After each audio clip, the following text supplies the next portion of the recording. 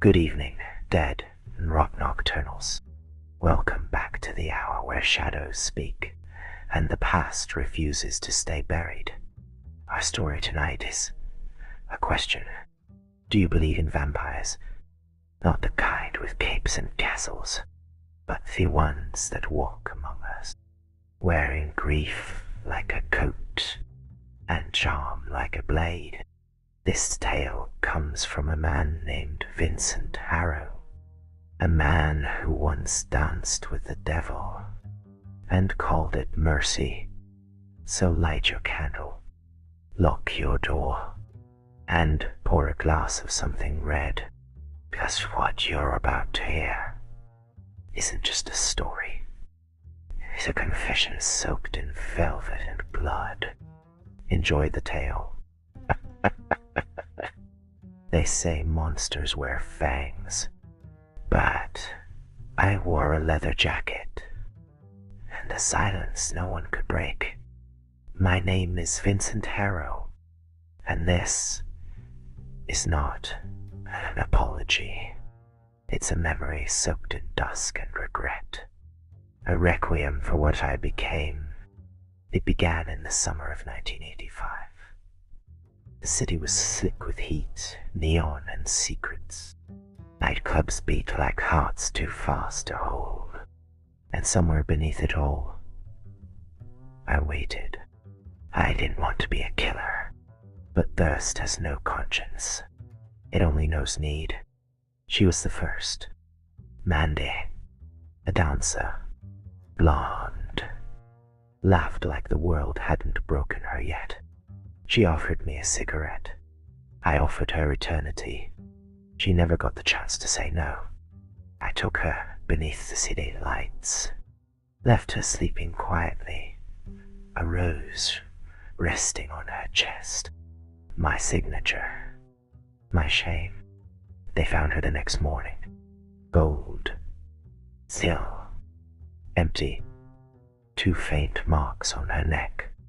The tabloids screamed, "Vampire killer!" The cops called it a sick prank, but I knew better. I wasn't the joke. I was the punchline. I wasn't born this way. No one is. I was made in shadow, molded in a childhood filled with silence and shattered glass. God was a dusty photo on the wall, and the only warmth I ever knew was the blood of rabbits I caught in the woods behind our house. I was 12 when I first tasted it. Pig's blood, stolen from a butcher's freezer, warmed on a stove, drunk from a chalice I carved from bone. It made the voices stop, just long enough to hear my own heartbeat. I tried to live normally, held jobs, dated girls, smiled when people smiled at me, but the hunger never left, sat behind my eyes, itched behind my teeth, and whispered, "Feed me or fade." I moved to the city in 82. Graveyard shift at the morgue. Nobody asked questions there. The dead don't judge. I read old books. Latin, Romanian, Akkadian, stories of others like me, monsters hidden in myth, priests who hunted us, waters who burned us. But I wasn't them. I wasn't legend. I was wrought in a beautiful suit. The more I drank, the less I slept. The less I slept, the more I saw. Eyes in mirrors, voices in the walls, figure in the dark that called itself the Master. He promised power, promised peace. All he wanted was obedience. So I listened. I chose my victims with care. Men who hurt women, dealers poisoning children, powerful men with sins hidden in gold. It made it easier to believe I was doing good, that the monster had rules, but even demons think they're righteous. Detective Reyes was the first to follow me, a man of grit and slow-burning cigarettes.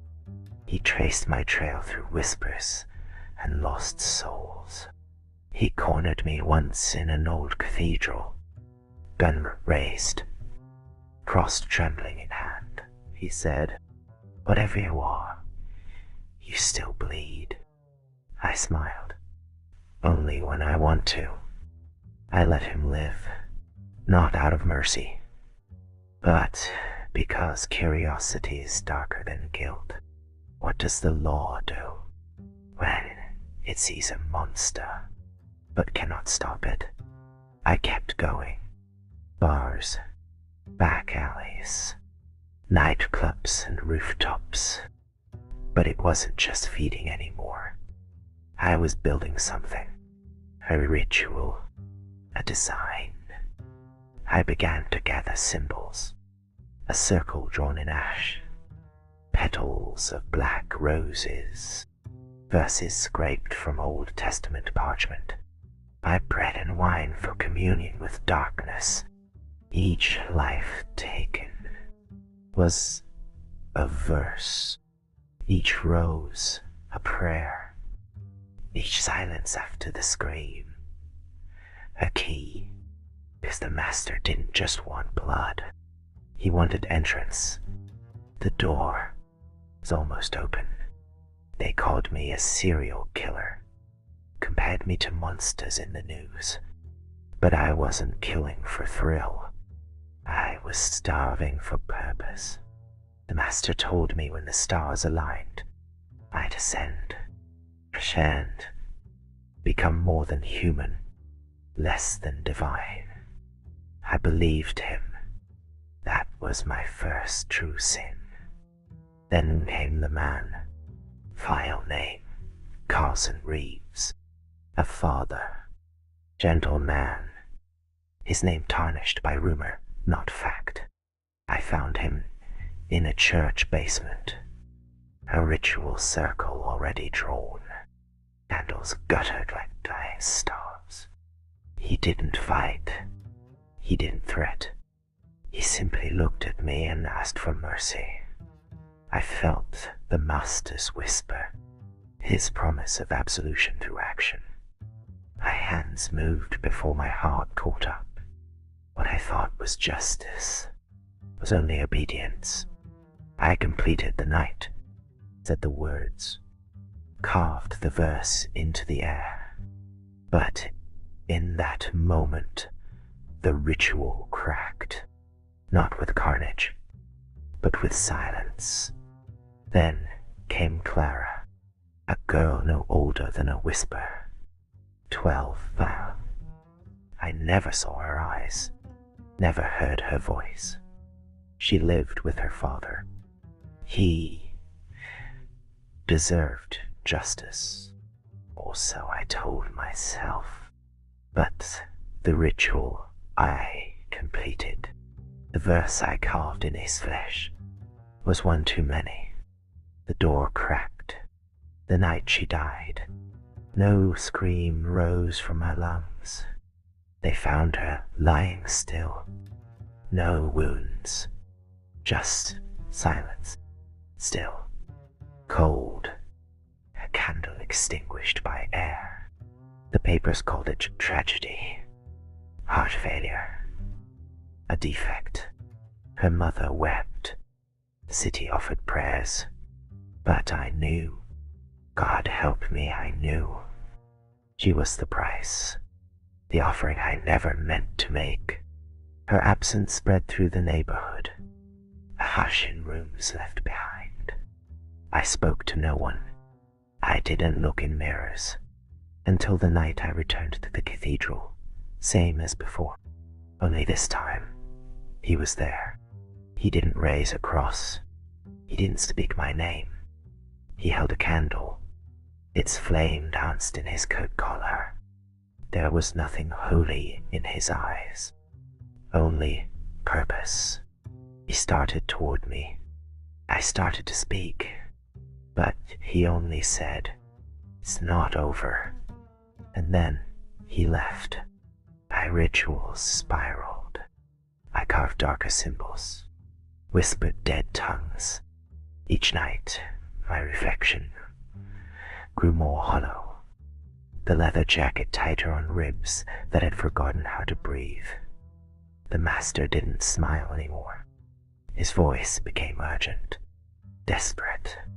He wanted the completion, the final verse. I tried to save myself, burned the circle, tore up my books. I starved in an attempt to starve the voice inside me. Prayed words I didn't believe. Took showers of holy water until my skin cracked. Still, he lived in me. I walk among churches now, not to pray, but to listen, for footsteps that are no longer mine. Sometimes I hear her, Clara, in the hush between prayers, in the silence where screams used to live. They say monsters wear fangs, but mine were sharpened by belief. Faith in a voice that wasn't God's.